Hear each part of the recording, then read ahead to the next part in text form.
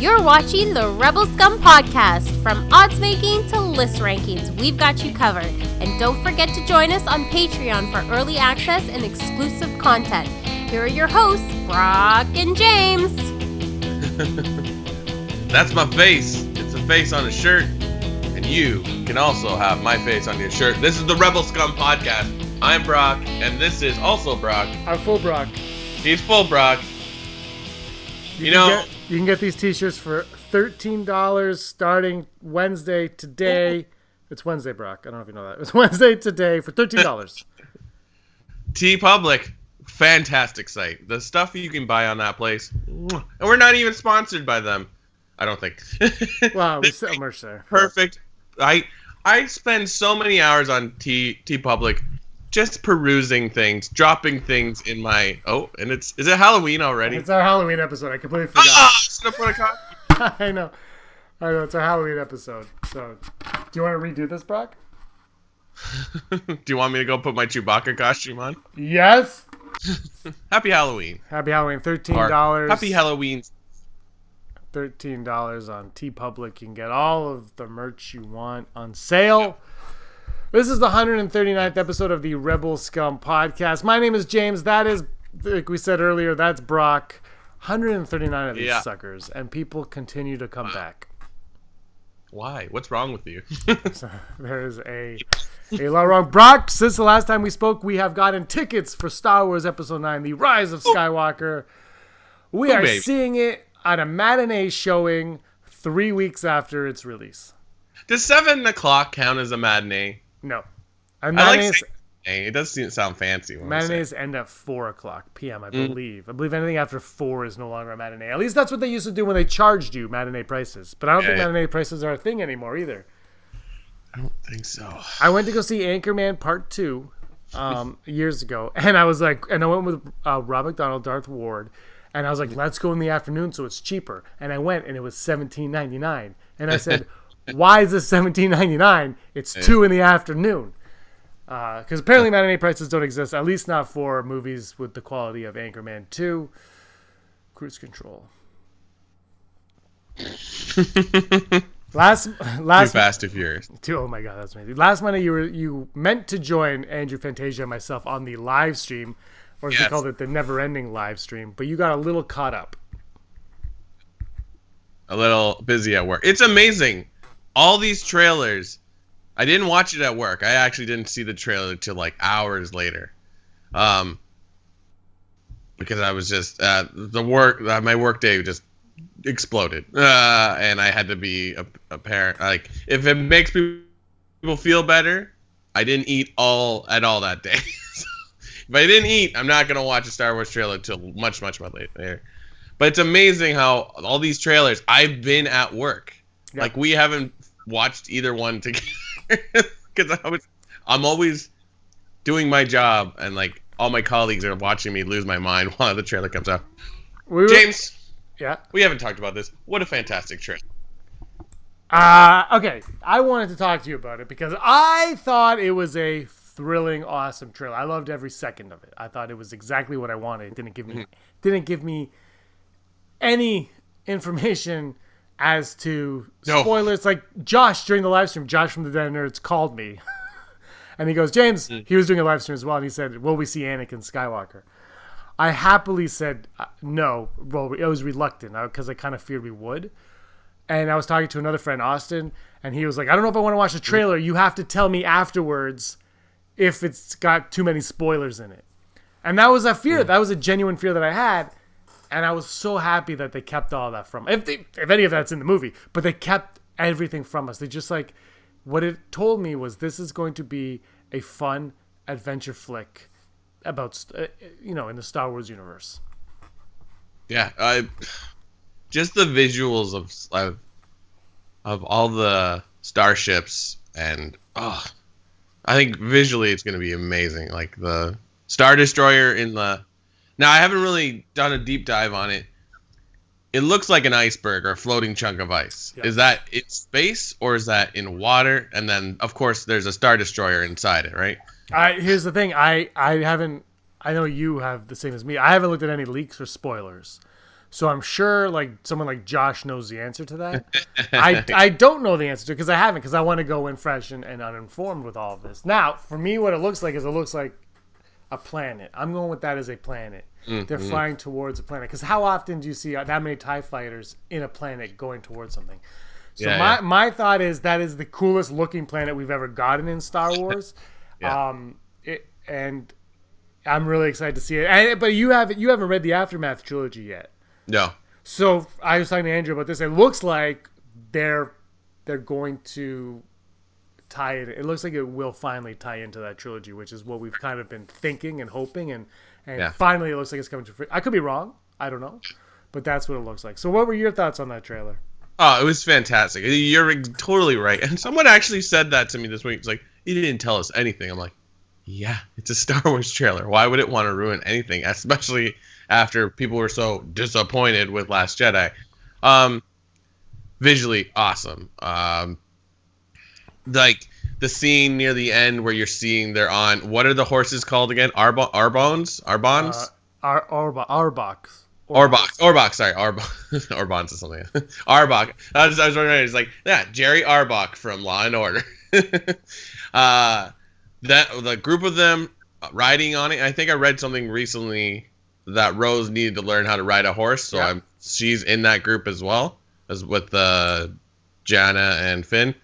I had to rewatch it twice. I'm like, what are they running on? And I'm like, it's the top of a Star Destroyer. Yeah, Star Destroyer. So that says to me that they're definitely gonna like attack some kind of space depot that's on the Earth. So like, or on a planet. So like the Star Destroyer is taking off, because how else would they be alive? But yeah, all that stuff is just so good. I don't remember, did we see any Zori in it? Yes, so not like close up, or they don't zero in on her, but she is beside Poe and Finn and Rey when they ask 3PO what's up. By the way, side Akbar, they showed a condensed version of the trailer during Grey's Anatomy this week, and Erin was watching Grey's Anatomy, and she pauses, she goes, "James, the trailer!" And so I walked over, because she was watching it on PVR, so she played it, and it was condensed, and it was a little bit out of order. Same shots, though, nothing new. A little bit out of order, and towards the end is when 3PO goes, "Taking one last look at my friends," and Erin just goes, "No, stop." She just, like the first time she saw the trailer, I said, she was really sick Monday, but the first time she saw the trailer, I said, "By the way, you might cry." She's like, "No, I'm not." I'm like, "Erin," she goes, "It's Star Wars, I'm not gonna cry." So I show it, and then she's like pouting and almost near tears, and then the second time when she like Grey's Anatomy, she's like, "No, just take it away." Because I can't do it. So, I've heard people complain. I got to ask you about this, Brock. I've heard people complain because he says that line, and I think they purposely cut the R2. But he says that 3PO says that line to Poe, Finn, Rey, and Zori Bliss. One character we haven't even met yet. Three characters he's barely spent a lick of screen time with, save maybe Poe.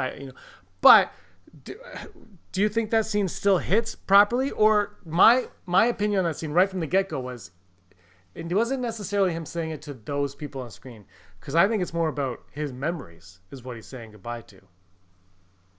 Oh, yeah, that makes sense. Because, I'm sure C-3PO would get along with the new cast, but, because it is an out-of-place sort of term for 3PO. Like, he doesn't really say friends. I think he has a fondness for the Star Wars group, but, he always, refers to them as Master Luke or, Mistress Leia. I think Mistress Leia?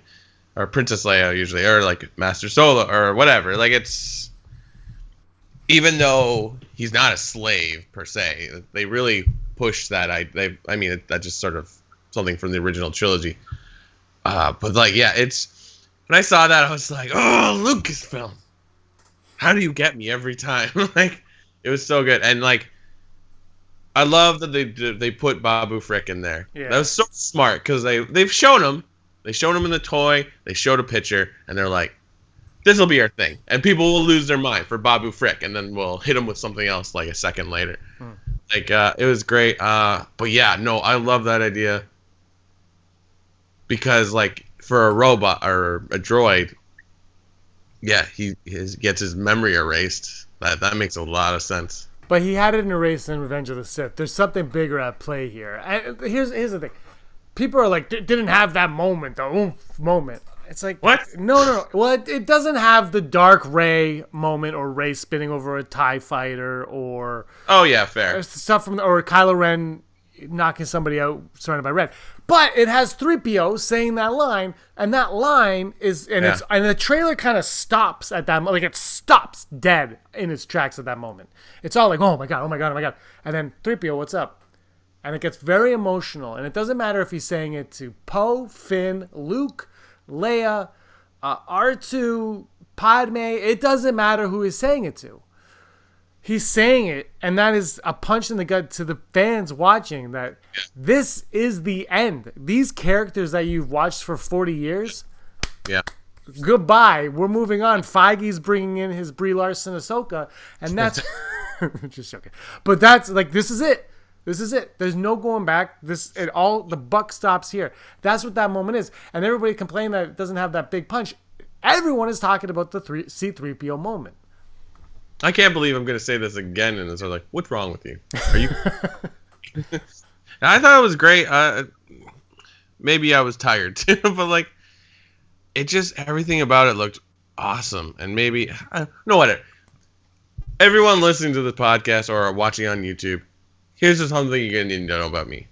I like Star Wars, so like, and I've already come to terms that there might be a point where there's a Star Wars I don't like.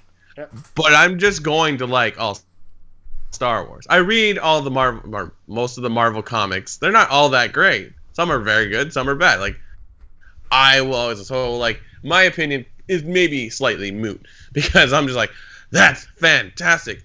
But like, yeah, okay, it doesn't have a cool effect. But like, I don't know, visually, everything in it, I keep pushing this, like, I wish I had screen grabs. We're like, look at this, look at that. Like, that's so great. And it doesn't have to have anything hidden in it. It's just like, wow, that looks awesome. I'm trying to even remember. Even like, they keep going back to it with Leia and Rey, and it's just like, so many emotions. Well, here's a question for you. Sorry to cut you off. Here's a question for you. They keep going back to Leia and Rey. And I thought that I was thinking about that today. But and look, obviously Carrie Fisher passed away. But they really only show us a shot of her kind of looking like a general and then her hugging Rey. There's no other shots of Leia that we've seen at all. Her presence has been felt, but that's it. Do you think there's a chance that maybe she's like Leia's dead from the beginning of this film or dies really, really early on? I don't know, but that's the vibe I constantly get, and like, and it's based on nothing. It's based on like real events. Like Carrie Fisher has passed away. So in my head, Leia has passed away. Mm-hmm. But again, because there's time has passed between Last Jedi and this one, right? So I don't know. I hope they do it right. It's really hard to say. Oh, we get our first look at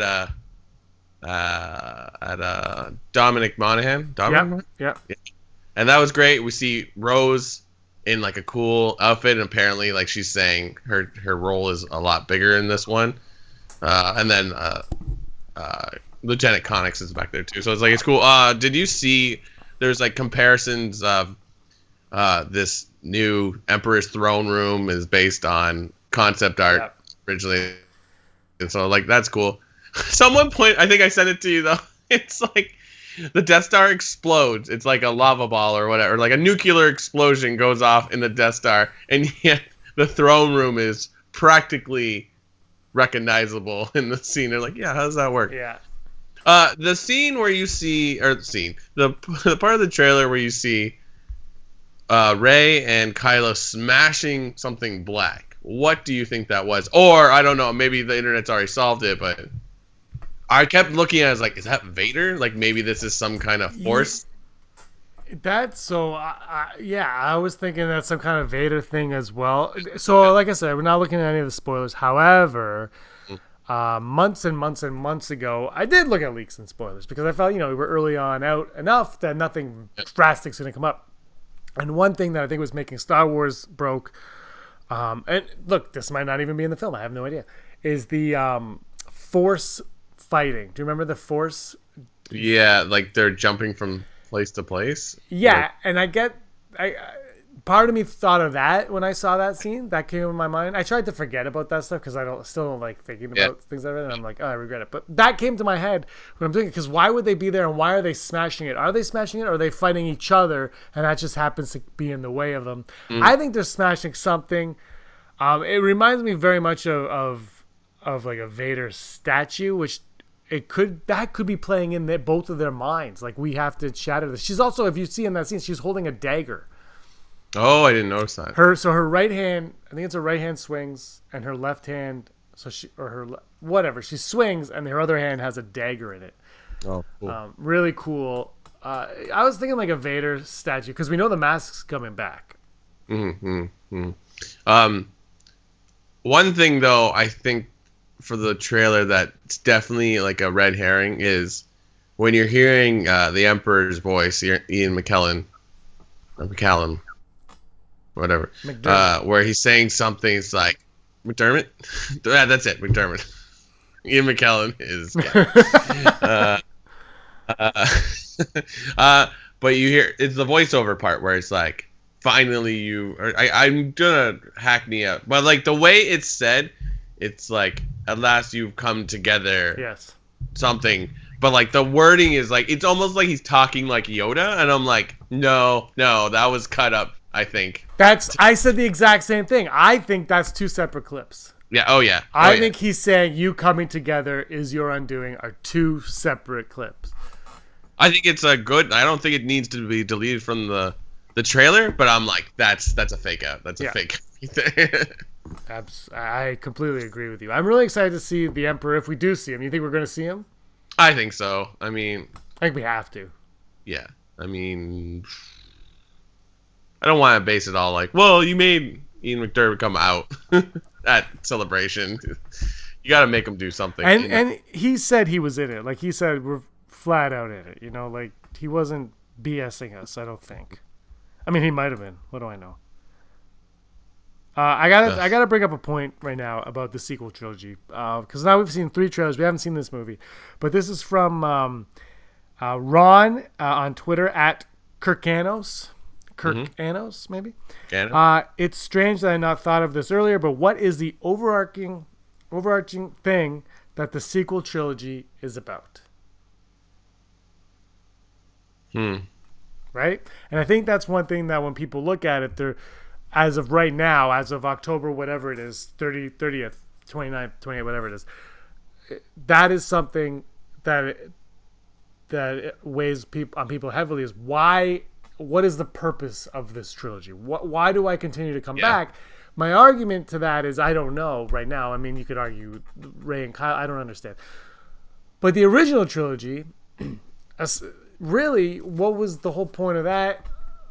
Oh, Vader's Luke's father. Han is in Kryptonite. Right now, The Last Jedi didn't leave us with these questions.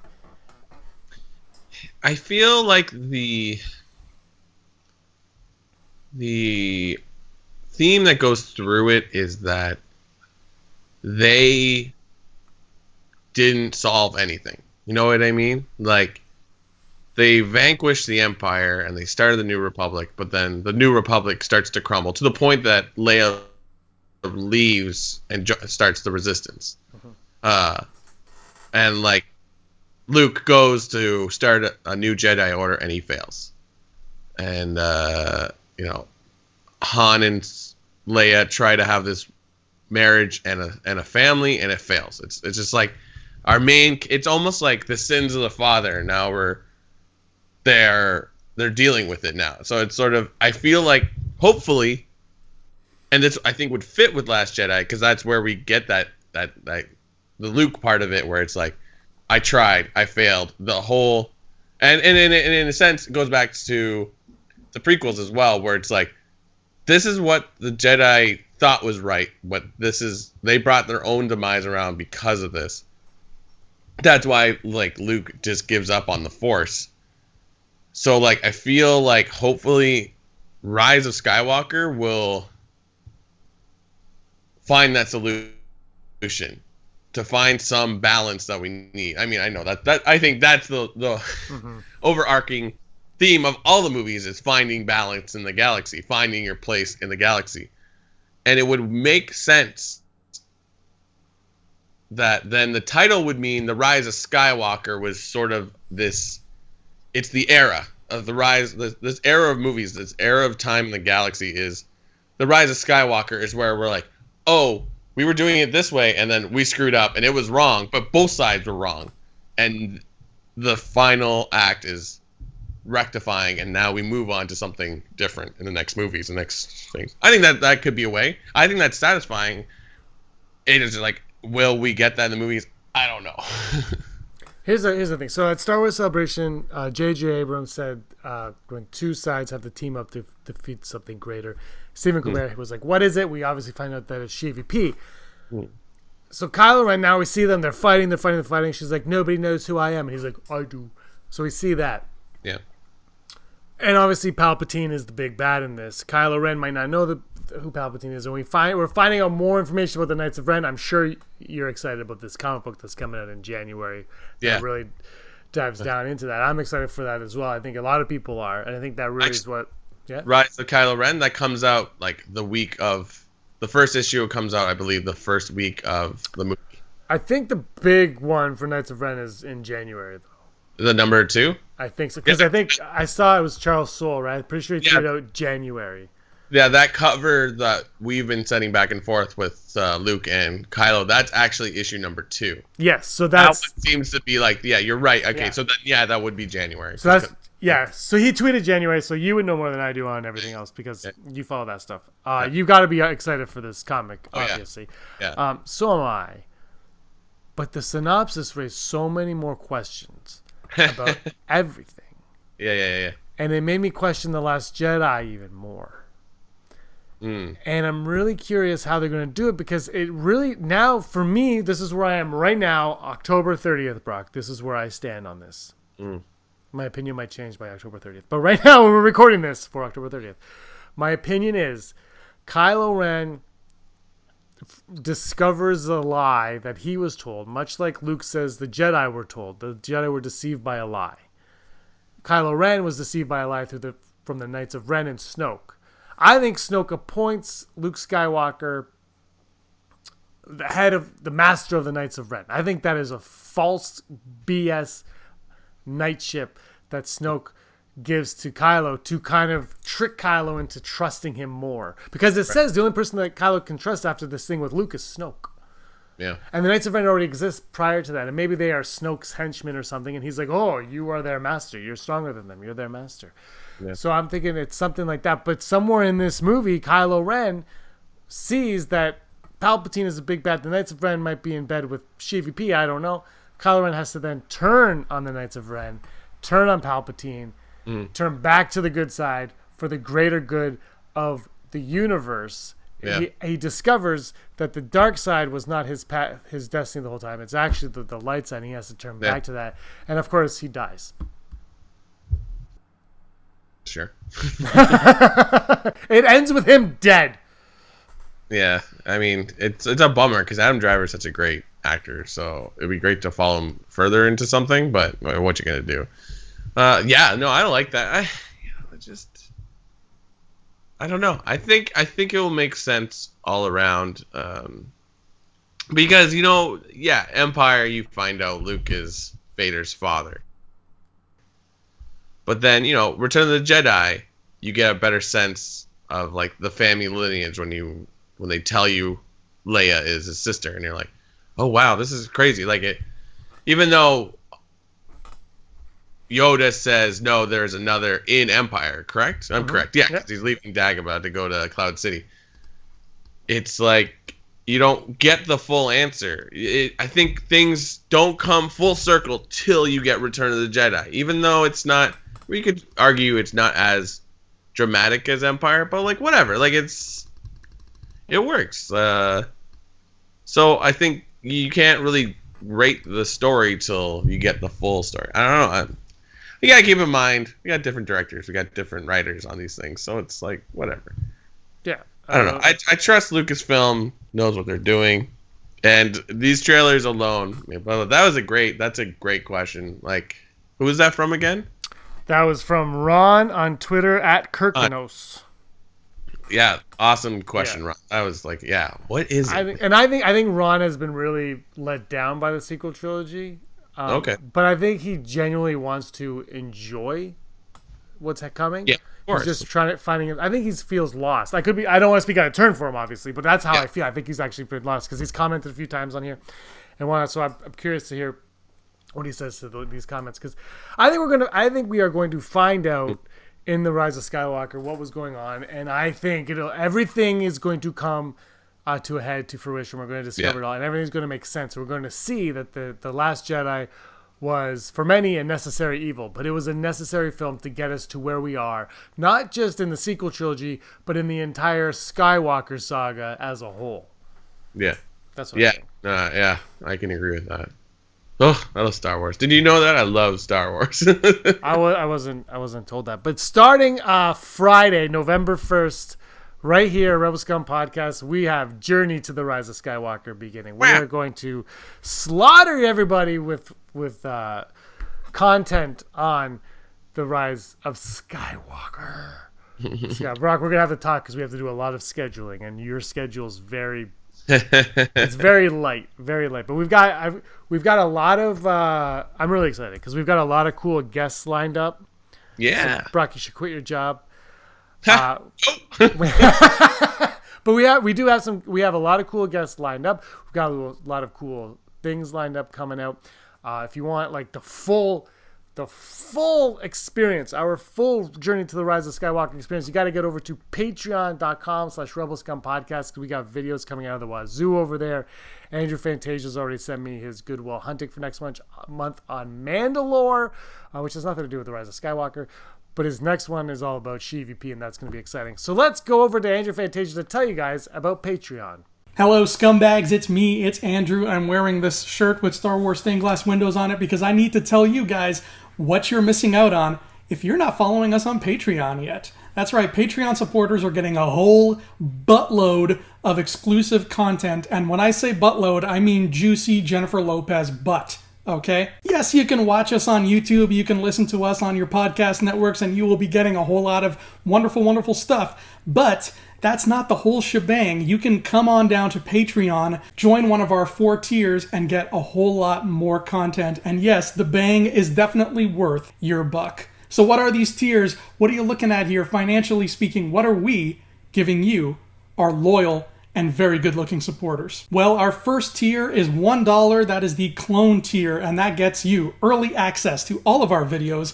It gets you the 1313 Rebel Scum podcast, and you get Cloning Around, the official Clone Wars show on our channel. That's right, it's finally happening. We mean it this time. Cloning Around is going to be real. We promise. Our $2 tier is called Imperial, and that one you get everything from tier 1, plus Rebel Scum Detours, Never Tell Me the Odds, and my own little show, Good Will Hunting. That's all in the $2 Imperial tier. The $3 tier is called Partisan, and it is so stacked that I can't even remember everything that's in it, so I have to hold up my phone and read it off like this. Okay, so in the $3 Partisan tier, you get everything I mentioned before in the other tiers, plus audio access to The Fan Awakens, a memoir written by Mr. James Rosile himself. Star Wars Fandom, a new piece of content coming in 2020, January 2020. Vote of No Confidence, a monthly show which will be returning in December. And you'll be able to send in your topics, your Never Tell Me the Odds, and your top 5s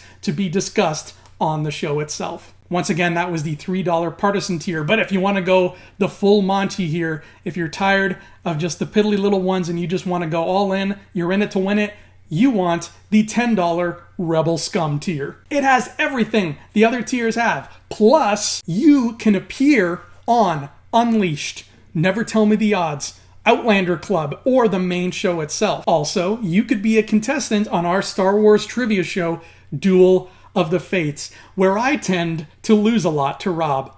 But them's the breaks. You can even argue your case on Vote of No Confidence. There's so much you can do in the $10 Rebel Scum tier. You are one of us. You are a Rebel Scumbag, which means you are coming on the show, giving your 2 cents, and fighting the good fight. Just like Finn, and he's kind of a big deal. Those are our Patreon tiers, scumbags. Be sure to support us there. And for those of you who do support us there, we cannot thank you enough. We're so grateful for all of you, for all of our fans, for everything you have done with us, sticking by us through thick, through thin.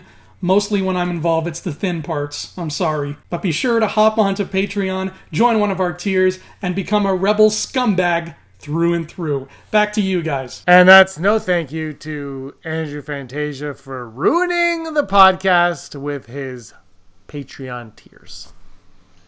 Boo. Patreon tiers are similar to crocodile tiers. Guys, go to something.com. Go to patreon.com/rebelscumpodcast and help support us right here. We got some really cool stuff coming in the next couple of months and beyond. It's going to be a lot of fun. And just for $1. For just $1. Yeah. $1. That's less than a cup of coffee. We should get Sarah McLachlan to like play a song over next time we do that with images of like dogs, like sad dogs. Like, I will remember. Wouldn't you like to help a podcaster like us?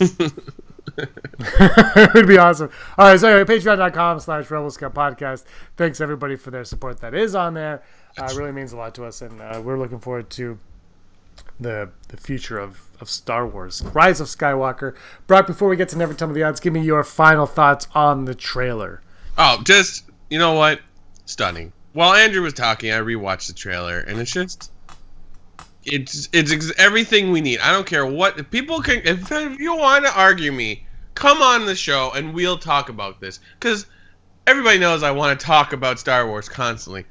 It's a great trailer. It's kind of neat how like the voiceovers. We didn't even talk about that. Like the voiceovers are like the main cast. We don't really get that a lot. I mean, it's just probably them talking. It's actual dialogue, but like. I'm really excited to see where Rey's character goes. You know, it's like nobody knows me, and then of course, like Kylo Ren's like, I know you. I'm like, get out of here! You're an abusive boyfriend. You need to get out of here. Ben Demption, a boo Demption. Ouch. Well, like it looks so great. Like I think they could show us a solid hour of just space battle, and I'd be psyched. Absolutely. I can't wait for the movie. One thing, it sounds like Luke is back to like the optimistic Luke. Like he learned his lesson in Last Jedi. He's like, no, 1,000 generations live in you now. Who's he talking to? I don't know. Yeah. Do you get this sense that when Rey's training, like when Rey's training, Leia's there training her, but Luke is also by her side, maybe? Yeah, I can see that. Yeah. I'm curious, honestly, if Leia's like a Force ghost. Although, if you've seen the poster, Carrie Fisher's name is number 1 on the poster. Mm. She gets top billing, which I'm curious to see if that's how it plays out in the movie. I really hope it is, because I find that cool. Because if you know this, it said it was episode 7 was Harrison Ford's, 8 was Mark Hamill's, 9 was Carrie Fisher's. She tragically passed away, unfortunately passed away, and if they found a way to still make this hers, and you know what, I don't need her to be in the entire movie, but if the weight of Princess Leia, of General Leia, is felt from beginning to end, I think that's enough. Mm-hmm. Yeah. I'm really excited. What if she is 3PO? Yeah, okay. I'm so excited. I'm excited for Knights of Ren. They haven't been shown. No. It's since Vanity Fair is really the only time we ever seen them. Yeah. Really. There is speculation that in the first trailer, Kylo Ren is killing a Knight of Ren. Maybe. I don't know. That's not confirmed, though. The figures are out. We did that 1313 for Patreon where we talked about the figures. There's a new vintage series Knight of Ren. A Black Series Knight of Ren coming. And it's a different one from the vintage series. So that's coming. So they are slowly trotting them out, which I'm kind of excited about. I hope by Christmas, though, all that 75% of toys that Hasbro's been holding back with holding from us, they like December 20th knock the shelves, because when we go to see it, when I see it with my nephew, he might be like, oh my god, I really want to get that Knight of Ren toy, and I'm like, okay, there's a Toys R Us next to the theater, let's go. And if it's not there, for a child, you might have just lost your moment. You might have lost it. So I hope by the time this movie hits shelves, we can go in and we can get those figures. Yeah, there's no reason for it to not be that way. Like, though I know what's this? Companies that make like just anything. They like the idea of like it's hard to get. So it's like they like the idea that people are like, oh, I gotta get it now. Like I think they'll whatever. I hate it, but like it is how it is. Fine. Then but December 20th, all toys hitting the shelves. It's Quadruple Force Friday. Do that then. I don't make me wait till June to get a Night of Ren, because my nephew's not going to care by then. Yeah, he's not going to care. I will say this though. I love the Elite series. I love going and collecting them. I didn't do it for The Last Jedi. The only one I have is this Praetorian Guard behind me. That's the only Last Jedi one I have. I was unemployed.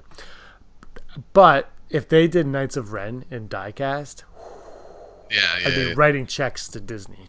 Well, one thing that would be smart, I don't know if they do this in the States, but like at Cineplex here, which is basically our only movie theaters in Canada, when you go to the food stand, what do you call that? Where you can buy popcorn. Concession stand. Concessions, thank you. They have in the last year put racks just as you're standing in line of merchandise. There's a lot of pops.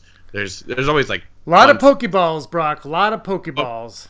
But that would be a perfect place to sell Star Wars merchandise. Yes. And just keep them fully stocked. Will they do that? Probably not. Oh no, but I'll get a BB-8 cup topper. Probably not this time. I didn't get them for Last Jedi. I learned my lesson, Kylo Ren. But you know what I mean? Like that's all they care about. It's like just shove this stuff down my face, and I will spend the money on it. Yeah. Whatever. Yes. Knights of Ren. They look cool. All right, hold on. I gotta find this graphic here. Bam. Ready for the odds? Never tell me the. Never tell me the odds. These odds are brought to us by Patreon. Patreon for all our fun friends that like to give us like cash money. Yeah, like Andrew said, there's a lot of cool tiers. Check out patreon.com/Rebel Scum Podcast to learn how you can help support the Rebel Scum Podcast, and that way we can get working microphones, and Andrew won't sound like he's in a tin can all the time. Oh, we tried to fix that. We tried, and he broke it. Yeah. And then he was like, oh, send me this, and I'll sound better. I'm like, Andrew, just stop talking to the kid. Okay, our Patreons are Heidi Fetter, Barry Brophy, Dennis Allen, Christine Allison, Mary Kristen Athen, Jeff Wilson, Aaron Quinton, Al Schuler, Phil Staniforth, JRB Nerdcast, Scott D, Andy Higgins, Josh Price, Mason Hope, Matt W, Tony Comstock, Charlotte FP, and Denim Nerds. Hi, Josh. Sorry, the leaky nerds. We'll call them the leaky nerds. I did a live stream with him last week, and we did no leaks, no spoilers, no leaks. And he was like, "I'm confused." I'm like, "You better be." What do I talk about? Yeah, he did. So I was. It was funny because when we were talking before the live stream, I was like, "So what happens with this character? Don't tell me." And to his credit, he didn't tell me anything because I was like, "I just want to watch the movie now." That's the thing with leaks, though, is they're so tempting. Do you know what I mean? It's like the apple in the Garden of Eden. You're just like, man, it's Pandora's box, though. Once you open it, it's open. Like, there's no going back. You don't know what you're getting. So, sometimes it's better just to wait less than 2 months. Yeah. Less than 2 months till the end of the Skywalker saga. Less than almost like 2 weeks till we get Disney Plus. 12 days. 12 days. Yeah. 13 days, something like that. Yeah. Canada, we can't even sign up for it yet. We're just on waiting list. Anyways. The good news is, Brock, is I don't think it's going to sell out. No, you can't. You're going to be fine. You're going to get it. I have heard rumors that The Mandalorian, there are different times that it will be debuting, depending on the time zone. I believe we are at the 7 a.m. I think some people after us are like 12 a.m., like right away. That's what I think. I could be wrong. But that's what I've heard. So I don't know. I think you know this, but the Mandalorian, November 12th, 15th, 22nd, then the next following, and then it's Fridays continuously until December 18th, when the second last episode drops, and then the very last episode, the season 1 finale, is on Friday, December 27th. Remember when seasons were like full month, like like Longer than 1 month. yeah, this is so it's only on for November, like most of November and all of December, and then it's gone. And then it's weird because the Rise of Skywalker gone, Mandalorian gone. All right, then you wait February, we got Clone Wars. Okay, we're good. But then after Clone Wars, Yeah. Obi-Wan Kenobi's not shooting until the summer, and it's only 6 episodes. Yeah. I'll just be rewatching Lady and the Tramp. Oh, dude, I can't wait. All right, here we go. Our odds today. Patreon.com/RebelScum Podcast. Odds the odds of Leia dying before the adventure begins. I don't want it to be happening, but I'm gonna go like 65% because I'm not sure where they're gonna go with it. You know what I mean? Ugh. How cool would it be if it said, if it started with Luke Skywalker and his sister Leia have died? Opening crawl. It's almost. I don't want to hark on the Last Jedi, but wouldn't it have been kind of very poetic had Luke and Leia died at the exact same time? Like they were born twins and they died like, you know what I mean? Like that kind of poetic. But anyway, I think the crawl might start off with Luke Skywalker has died to kind of mirror Luke has vanished. And then it's like, hark, Luke is dead. War. I'm gonna go 67%. Yeah. I think so too. I think you gotta. It sounds crass, but you gotta get her out of there. You have to. And I think if she passes away, that gives you the weight, and that gives you the finale feeling right away. You're like, okay, anybody could go at any time now. Who's next? Yeah. And also, I think Poe's wearing like a black thing on his arm because Leia died, and I think Rose stays back to kind of like take over in kind of her position. I could be wrong. And the odds of Leia training Rey without Luke. Leia trains Rey how to use the Force. Yeah, I think she's going to be some kind of, like, advisor of some sort. So I'm going to go 55%. Not exactly full Brock, but I think it could work. I keep saying that every time I see it, I think they're in, like, some kind of Force stream or, like, she's a Force ghost and she's in, like, some... Like, I feel like it's like Rey's entered some, like, Force dimension where she can talk to Leia. So I could see it somehow. Like, she's definitely... pointing her in a direction she needs to go. So I think we're gonna go 81.7. I think you're gonna. I think if Carrie Fisher was still alive, this might go differently. But when you're saying goodbye to not just a character but the actress that played her, I think you give her something epic and rad. And I think training Rey, the Mary Sue of Skywalker, you get the baddest bitch in the galaxy training a quote-unquote Mary Sue. That shuts everybody up, and that's like the most ultimate respect move, I think. So I'm saying that I don't think I never said Rey's a Mary Sue. That's not what I believe. I'm just saying we're getting the training scene. Obviously that's what they're doing there because of whatever. And the odds of, I'm gonna make this one up on the spot, Brock. The odds of VP Palpatine and Luke Skywalker having a lightsaber duel. Ooh. I'm going to go lightsaber duel. I don't know. I think they should have a fight, but I don't know if it would be lightsabers. I feel like because we don't know what I'm assuming he's a Force ghost, but I don't know. But battle, I'm going to go 75%. Whoa! I dropped my microphone. I was excited. I said, "No, Brock, you're wrong." 75%. I think they're for a battle, though. Toe to toe. Yeah. That'd be cool. I don't think they're going to battle at all. Oh wow. I don't think we're going to get. I don't know. I could be wrong, but I kind of hope Luke has a very reserved role in this. And I know everyone's like, blah, blah, blah. One thing that irked me about the trailer was people were like, how come Luke's not in the trailer? I want to see Luke. Maybe he's not even in the movie. Maybe it's just his voice in the movie. We don't know. You can't. I remember when the Force Awakens trailer came out. Well, when they're on the snowy planet, Luke should have come out with his green lightsaber. But that's not in the movie. You can't have something happen in the trailer that's not in the movie.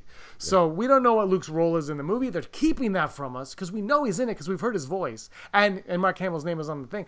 Let us find out if he's a Force ghost or not when we watch the movie. We don't need to know in a trailer. Let's find out then. Maybe he's hanging out with his dad. Maybe Luke and Anakin are hanging out as Force ghosts with Yoda and Obi-Wan, and they're just chilling, drinking some blue milk, going to go get some power converters. We don't know. It could be awesome.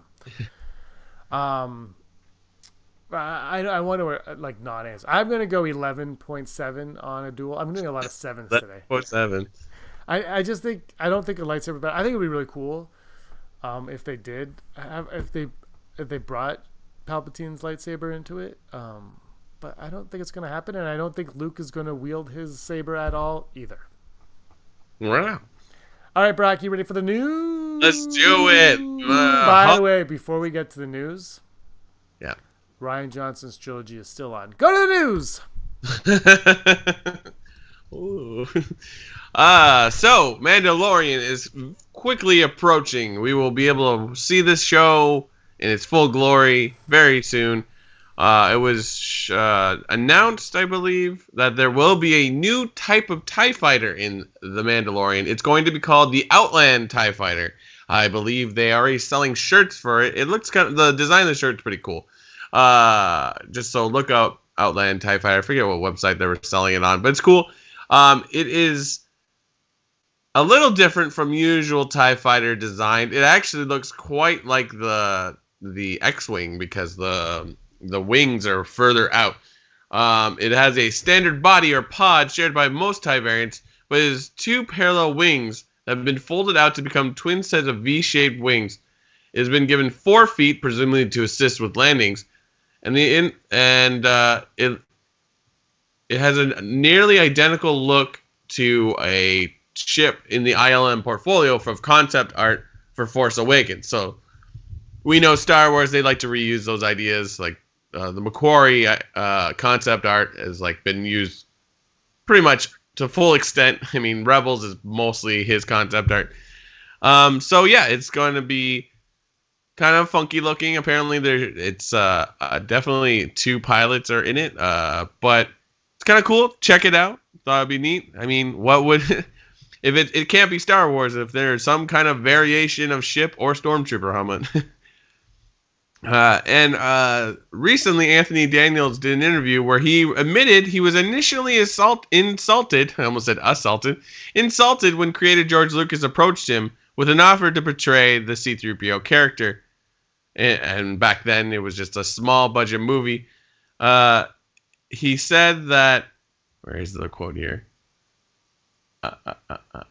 My agent made me go, and here I am today. Oh, no, that's not right. Sorry.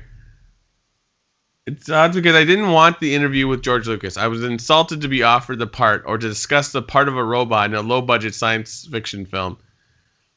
My agent made me go, and here I am today. I'm now a heritage player. I have to get this right because they keep calling us heirloom players, which I'm told is a type of vegetable or tomato.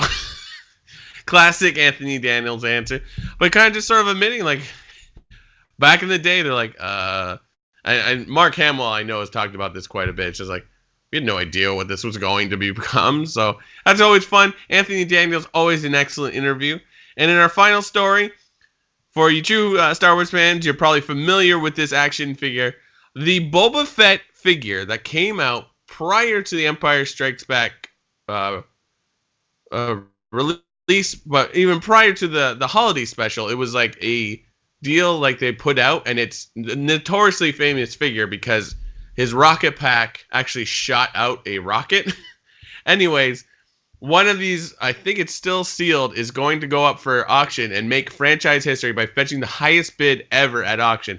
The 1979 figure has an entry bid of about $120,000. Did I say that right? Yeah, $120,000 at Hague Auctions. And the toy is expected to sell the highest bidder for between $200,000 and $500,000, breaking the previous $112,926 record set by a Star Wars statuette. I don't know which one. There are less than 30 of the Boba Fett J slot action figures. Remember that? That's what and seem to exist in the world, and the bidding will remain. Oh, well, I think it started already, and it will go till November 7th. And this was like the first time anyone had ever seen it. It was a big deal. I think it was a send away offer. I've heard so many different variations of the story, but yeah, that's very exciting. Keep tabs on it, and hopefully we'll be able to report if it breaks a record. But you got that. If you got those Imperial credits, you're gonna want to spend it on this classic action figure. And this has been your Hollow News. James. Hollow News. My mic was off. Hollow News. So what's up next? Top 5. Top 5. Top 5, everybody. Yeah. Top 5 is brought to us in part by Hollow News. By the way, Rian Johnson's Trilogy is still on. He sent to Entertainment Tonight. They said that if it's still happening, he goes, oh, did I use the word if? Oh, yeah, I'm still talking to Lucasfilm. So, with a hip, hip, and a clippity clop. He's looking for a head to swap. That's the Headless Horseman from Ichabod Crane, The Legend of Sleepy Hollow, Walt Disney. It's fantastic. Guess what I'm watching later tonight? The Johnny Depp one. It's so good. I was watching Hansel and Gretel Witch Hunters the other day. Yeah. Brilliant film. Top 5. Today's top 5. We were going to do, from Patreon, Jeff Wilson, top 5 possible endings, because there's reportedly been 8 of them shot, which again, Here's what I don't get. You heard the 8 thing, I've heard the 8 thing, but then apparently Joshua Lucas over at the Den of Nerds, and I gotta talk to him about this, I haven't yet, is saying that the ending has definitely leaked and it's putting fans in a frenzy. Fans are in a frenzy over the leak, and I'm like, but if there are 8 of them, how do we know what the ending is? Yeah. So anyway, there's a miscommunication somewhere, but we'll do that one day for good friend Jeff, Patreon subscriber. But today we're going to do top 5 moments from the trailer, the final Skywalker saga trailer. I'll go first. My number 5 is a little guy named Babu Frick. It was good to see him, hear a little bit of his voice. I was thinking kind of like Bobby from Bobby's World is where we're going if we have a conversation. I want to give him a noogie. It's really cool. I kind of want to get the C-3PO Black Series just to get a little Babu. Yeah, it's true. Like, it looks so cool, but he's so tiny because of the scale of the. It just doesn't work. It would be better if he was just attached to C-3PO. Yeah, that's true. You're just gonna lose that. Like, my number 5 is going to be that callback to Endor that we didn't even talk about at the top of the trailer, where you just see a forest and it's the sounds that you hear in Endor. I don't know. We didn't talk about it. And is there more into that? It's not Endor. No, of course not. It's called something. Yeah. Andrew sent me something and it said the name of it. I can't remember what it was. And I was like, oh, I don't want spoilers. And then I realized that it's from the brand new Star Wars Monopoly that just came out on Triple Force Friday. Star Wars Monopoly came out, kind of under the radar. And that's one of the planets on it. There's a few of them, and you learn the names of them. And it's not a catchy name. If I remember, I was like, I don't even want to pretend to know what that says. So it's not Endor, but yes, good callback to that. It's just so great. You just silence and you hear the creatures of the forest, and then the helmet just drops in. Which I don't even know what is that helmet. We'll talk about it in another episode. But I'm going B-wing. It would have been better. I think not better. But it would have been cool if Endor had a place in this with Ewoks or something. My number 4 is the Star Destroyer coming out of the ice. Your undoing. I hope he gets thrown down a shaft. Yeah. That's how do you kill the Palpatine? How do you kill Emperor Palpatine, CVP? How do you kill him? You can't. Apparently. You could burn him like a witch, like in Hansel and Gretel Witch Hunters. The only way to kill a witch is by burning. How do you kill CVP, Brock? I don't know. What's your number 4? My number 4 is the CVP voiceover, because I just like I said, I think it's a red herring, but it's definitely an important part of that trailer. You're like, oh. I think it's interesting that he possibly knows. I mean, in the pretense of the trailer, you think he's talking about Kylo and Rey, but he really could be talking to anybody, right? So it could be a flashback. That could be him saying something in a flashback, and then it's Yeah. Who knows who's coming to him as an undoing? So yeah, that's really curious.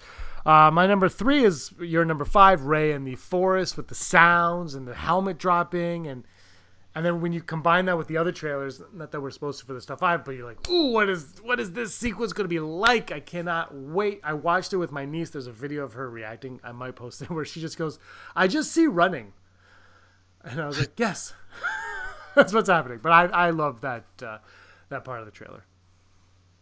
My number 3 is gonna be C-3PO's. I'm seeing my friends for the last time, and then you get to see Babu Frick, and it's just a really cool scene. I just putting it lower just because it didn't. It's not as exciting as my next 2. Just like, oh, that's cool, but I think it's like, oh yeah, that needs to be the top of the list. It's my number 2 because it was the oof moment. This is the ending moment. This is a droid that's been here from the start, who's probably irritated you a couple of times. And this is the thing with 3PO is everybody finds him irritating, like viewers and the characters within the Star Wars universe. They also find him irritating. However, Empire Strikes Back, he spends half of that movie behind Chewie, and Chewie trying hard, desperately to put this annoying droid back together, because him and R2 are the heart and soul of Star Wars. And I kind of think by now J.J. Abrams has figured that out, and that's why that moment is so big. Because that is the heart of Star Wars saying, this is our last time looking at each other. Bye. Bye. I'm not ready for it to end. Where are we at? Number 3? Yeah, number 2. My number 2 is going to be the black figure that Rey and Kylo Ren smash. Is it Darth Vader? I don't know. Is it some symbolic thing? It just looks cool. Side Akbar, never tell me the odds. Brock, does Duel of the Fates play over that scene in the movie? Oh, what? 100%. Let's make that happen. I'd be down for that. My number 1 is Kylo Ren emerging from the water. But I do. But he puts his lightsaber down, like, yeah. Like, but I do. But I do. I want a stuffed toy like you press it goes. But I do. But I do. Maybe that's the wedding scene. He goes, who takes this? No one will take this woman to be their lawfully wedded wife. And he goes, but I do.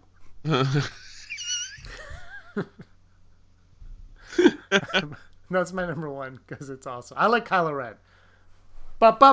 Go. My number 1, I've been ranting about it all episode. I love the battle, the space. This is the visuals of spaceships in orbit. I mean, it's very exciting. Everyone's really pumped because, like, in the shot where you see the Falcon in front of all these Resistance ships, we see what looks like the Ghost from Rebels. So, hooray! They love dropping that ship into everything. It just looks like it's massive. Just the scale of everything. And you know what? I forgot to say one. I do really like the visual of them on the Orbox running down the Star Destroyer. I think it's gonna be crazy. I think we're gonna see like space battles and then also like ships battling it out like within the like atmosphere of a planet. Like, And I honorable mention for me is that droid behind 3PO in that scene. There's that battle droid, and it's like, I can't wait when I get that on Blu-ray and JJ digitally removes the droid. That's what I can't wait for. The one I thought you were talking about were like BB-8's in that like it looks like a cage, and then he like zaps like another droid, and the yellow cloud comes out, and that's what we've been seeing in past trailers.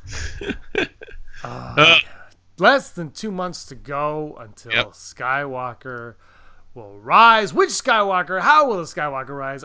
Maybe it's not like a specific Skywalker. It's just the bloodline will rise. Finally, the destiny of the Skywalkers will be seen and revealed to all. And it's going to end with, I'm Rey.